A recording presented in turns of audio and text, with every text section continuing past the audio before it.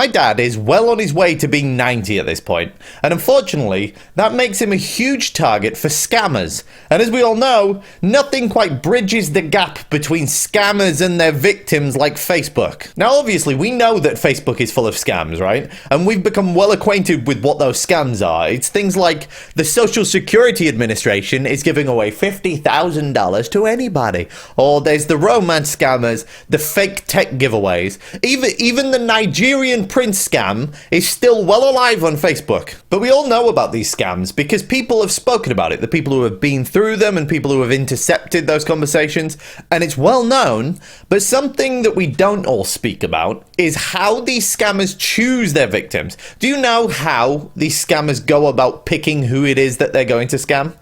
Well, if you don't, you're about to find out. Now, first of all, I want to say it is very difficult to make a video like this because I'm criminally aware that this video is going to appear inspiring to some people, to the bounders of this world. They're going to see this like a recipe book and then go out there and do this to people. And that's why it's really unfortunate. But the only way to stop these things from working is also to speak about them. So I recognize any good that I'm about to do by speaking about this subject is immediately going to be undone by the cads in this world. Now, that being said, let's ask ourselves, where do scammers go to find elderly people to scam?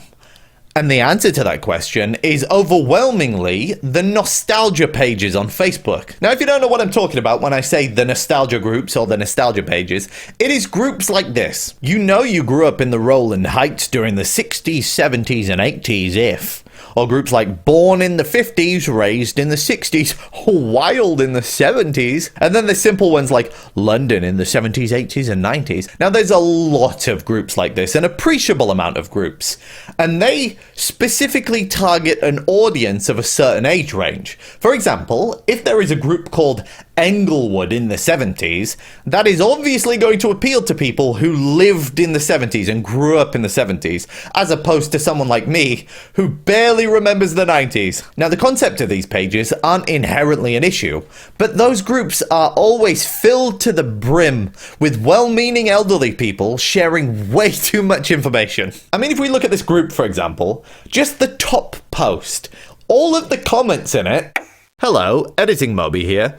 While I was filming this video, I scrolled through a handful of public nostalgia groups and read out the top comments on the posts.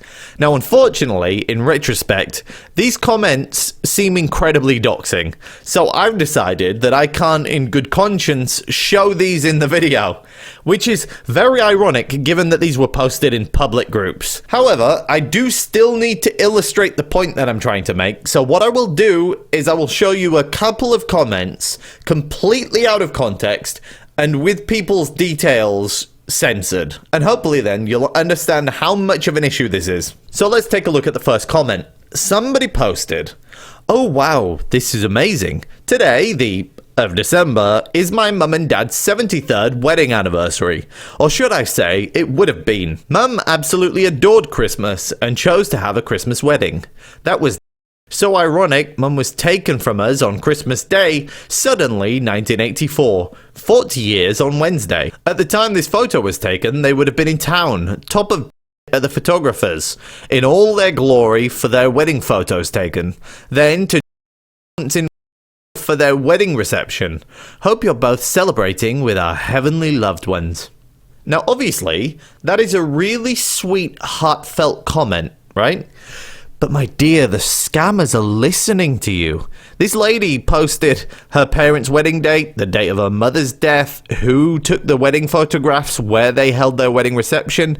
Now, this might not seem that bad, but as we continue, you're going to realize just how bad this is. But first, let's take a look at a different group. Somebody posted, "Who went to this specific school between the years of 1971 and 1973? And underneath it, over 20 people shared what years they went to this school, and even one person, unprompted, shared their own maiden name. Now, I hope that their kids don't use their mother's maiden name as a security question online, because this would be quite a blunder. And once again, I just want to point out to you that these things are all being posted on public Facebook groups. So now you're probably wondering, Moby, what do these people even do with this information when they have it? And I'm going to tell you, because unfortunately, my dad is regularly a target of these scams. It happens about once a week on average. And because I'm his carer, it's my job to intervene in these things, so I'm damn well aware of what they're doing. And in my experience, the most common scam here is the impersonation scam. So what they'll do is, they'll go through these groups and collect information about elderly people, and then they will go to a certain elderly person's Facebook account, say Susan, and they'll go on her Facebook, scroll to her friends list, find someone, a friend or like a respected relative, and they will make a clone account, a duplicate account of that person's Facebook account. And then they will message Susan pretending to be that person. From there, all they need to do is sprinkle in some of that information that they collected. Maybe something about their maiden name, something about where they went to school and their favorite teacher, and what year their parents got married. And they're able to build credibility to the point that Susan actually believes that it is her brother messaging her. And then just like that, a scam which 10 minutes ago would never in a million years have worked, all of a sudden becomes highly effective because Susan thinks that it's her brother telling her about the Social Security Administration. And then she falls for it. Incidentally, my dad actually had this exact scam happen about 10 days ago. Somebody messaged him pretending to be an old workmate, and after a few minutes, it sort of devolved into the Social Security Administration is giving away $50,000 to anybody who yada yada yada, right? Now, at this point, I had a lot of free time on my hands, so after a little bit of tech skullduggery, I was able to locate the scammer, and as it turns out, they are running these scams from Sepil, Nigeria. And there is some beautiful poetry in knowing that this Nigerian scammer was sat in his bedroom, clutching his Samsung Galaxy S9 Plus, messaging a British person, claiming that the American Social Security Administration was giving away $50,000. These scams come in many shapes and sizes. There's instances where the scammers themselves will post within the groups old photos from Bradford and say, hey, I grew up on Mulberry Street and I worked in this specific building. And it's just so that they can build rapport with other members of the group, so that further down the line, they can lead them for a merry dance so that they can steal their money. They can trot out the classic romance scam or whatever it may be. Now, none of this is to mean that the creators of these groups are themselves scammers, because I'm sure that there's many instances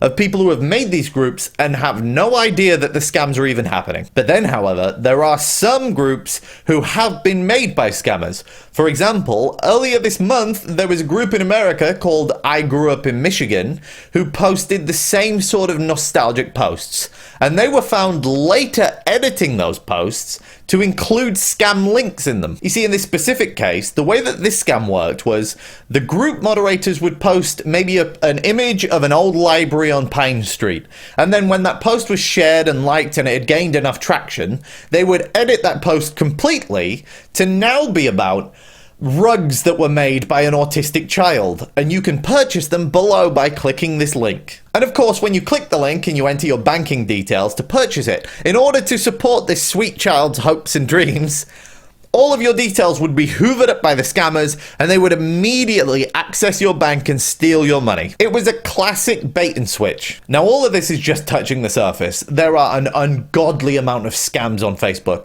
and we can sit here until we are simply blue in the face talking about them. Like, for example, another one that Papa got targeted with is the celebrity impersonation scam, where somebody makes a fan group for a celebrity, and then they will message the individual members of that group pretending to be the celebrity in order to later trot out a romance scam or steal their money or one of those many swizzes. Another impersonation scam is where people will probably find elderly people in the nostalgia groups and they will make clone accounts of their grandchildren and message this elderly person pretending to be in peril and say, I've been wrongly arrested and I need bail money, or I need money for a lawyer, or I've got stranded somewhere and I need money to get a train home.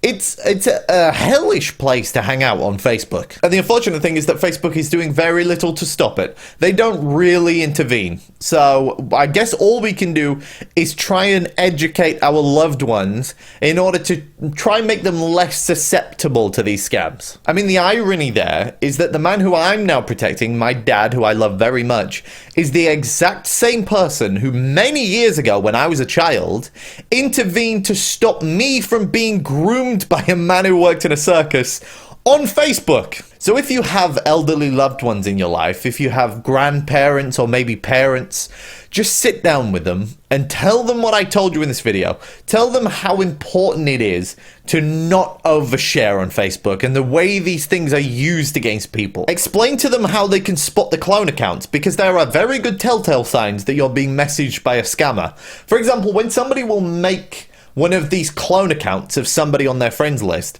it will be a very slapdash job. They will just copy the profile picture and the name and then do very little else. Frankly, they do a very derisory amount of work for the amount of money that they're trying to steal. And if they're suspicious of an account, they don't have to respond to it. Nobody is deserving of your response. You are just allowed to ignore people until you're sure. And if you really, really want to know if somebody has made a new account and they're messaging you from their new account, try and message their old account and see what happens. And then just tell them not to send money to people online. Don't share your banking details with people. Because if people have got themselves in peril, they can get themselves out of peril. That's what I say.